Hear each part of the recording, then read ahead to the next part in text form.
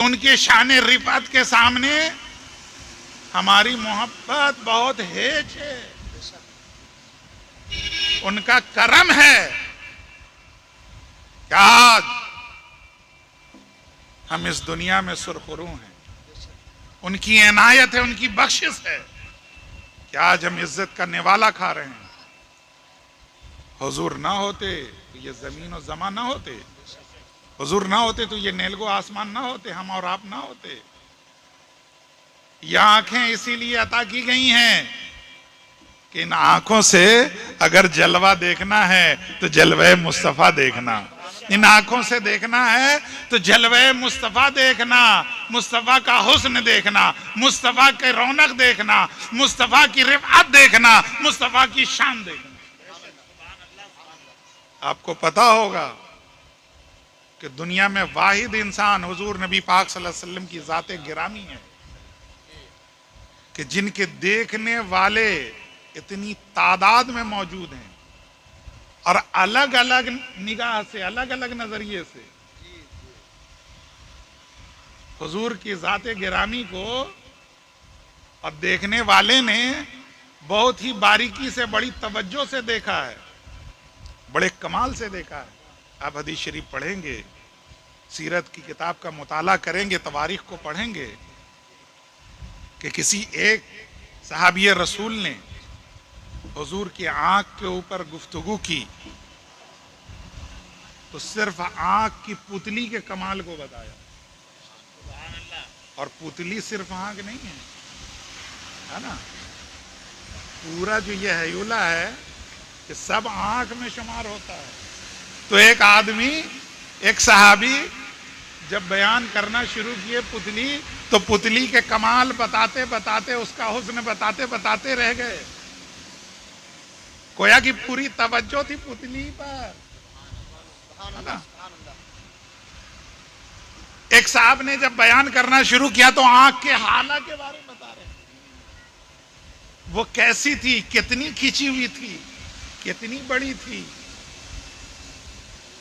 اب پوری دنیا میں لوگوں کو ڈھونڈ لیجئے مگر اتنا بتانے والا کسی کی ذات کے بارے میں کوئی نہ ملے گا. حضور کی مسکراہٹ کے بارے میں, حضور کی آواز کے بارے میں, حضور کے اٹھنے بیٹھنے کے بارے میں سینکڑوں عینی شاہد مل جائیں گے, گواہ مل جائیں گے. یہ ہے کمال حضور نبی پاک صلی اللہ علیہ وسلم کا. حضرات محترم, آج انہی کی پیدائش کو آج ہم منا رہے ہیں. کیوں نہ منائیں؟ اس لیے کہ حضور کی ذات ہم پر احسان کر دی گئی ہے نا. لقد من اللہ علی المؤمنین اذ بعث فیہم رسولا, کہ رسول صلی اللہ علیہ وسلم کی ذات آپ پر احسان کر دی گئی ہے. تو جو چیز احسان ہوتی ہے تو احسان کا بدلہ کیا ہوتا ہے؟ احسان کا بدلہ احسان ہوتا ہے نا. تو جو چیز احسان کر دی گئی اس کا شکریہ ادا ہوگا کہ نہیں؟ اس منعم کا احسان ادا ہوگا کہ نہیں؟ اللہ تبارک و تعالیٰ نے ذات مصطفیٰ صلی اللہ علیہ وسلم کو ہم تمام انسانوں پر احسان کر دیا.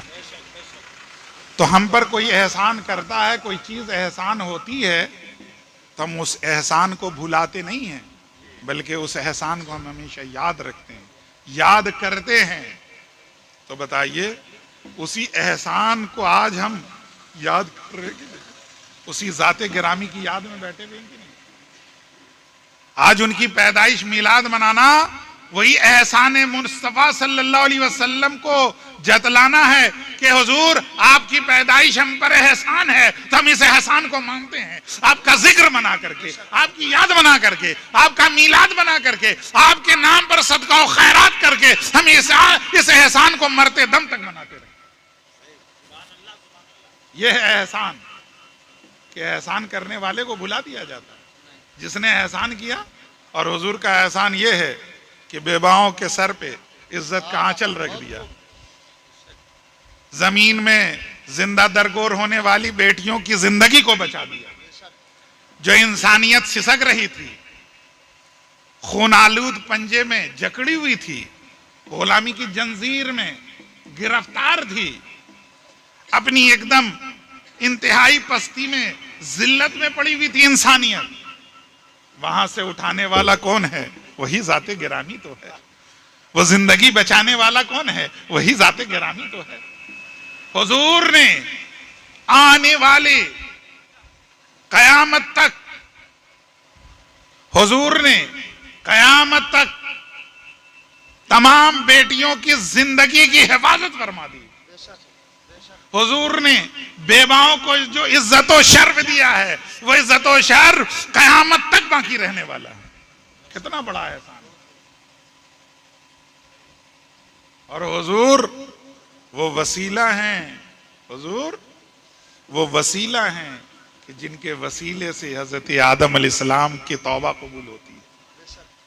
वो वसीला हैं कि जिनके वसीले से हजरत नूह अलैहिस्सलाम की कश्ती जूदी पहाड़ पर लगती है।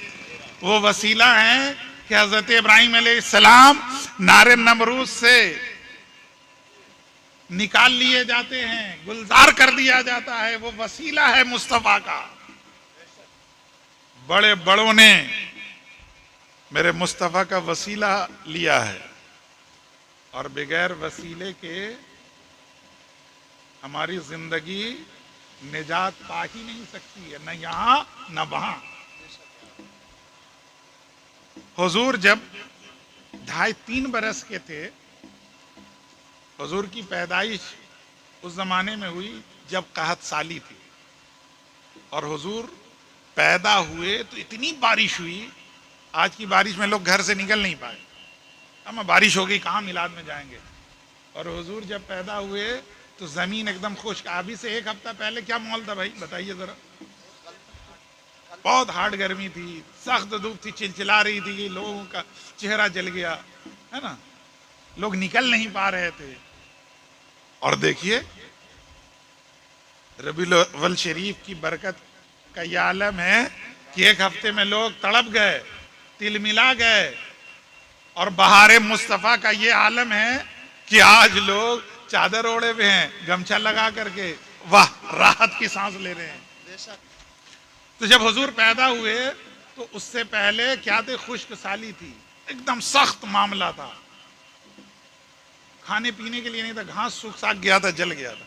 हुजूर जैसे ही खाकदाने गीती पे तशरीफ लाए, खूब मेह बरसा, बारिश खूब होने लगी, हर तरफ हरियाली ही हरियाली हो गई।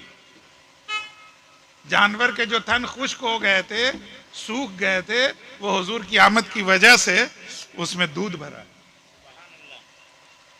कमजोर बच्चा तवाना हो गया। और हुजूर जब 2.5-3 बरस के थे तो फिर कहत पड़ गई, खुश्क साली का शिकार हो गया, मामला हो गया, सूखा पड़ गया, बारिश नहीं हो रही थी। तो उस वक्त हुजूर 2.5 बरस के थे। तो लोगों ने मशवरा किया कि ऐसा बरकत वाला बच्चा, अब देखिए हुजूर ने उस वक्त ला इलाहा इल्लल्लाह मोहम्मद रसूलुल्लाह का ऐलान नहीं किया था, 2.5 बरस के बच्चा हैं, मगर उस वक्त देखने वाली आंखों ने देखा कि वो बच्चा अपने जब पालकी में रहता है तो जैसा जैसा चेहरा घुमाता है, चांद अपना रुख उधर कर लेता है। जब वो खुले में निकलता है तो बादल साया कर देता है। बरकत वाला बच्चा जिस दिन पैदा हुआ तो बाहर बरकतें, रहमतें नाजिल हो पड़ी। तो मशवरा हुआ, हजरत अब्दुल मुत्तलिब जो हुजूर के दादा थे, उनसे कहा गया कि क्यों ना मोहम्मद इब्ने अब्दुल्ला सल्लल्लाहु अलैहि वसल्लम के वसीले से खाने काबा में अल्लाह से दुआ मांगी। और हजरत अब्दुल मुत्तलिब से कहा गया कि आप अपने पोते को लेके आइए सहने काबा में।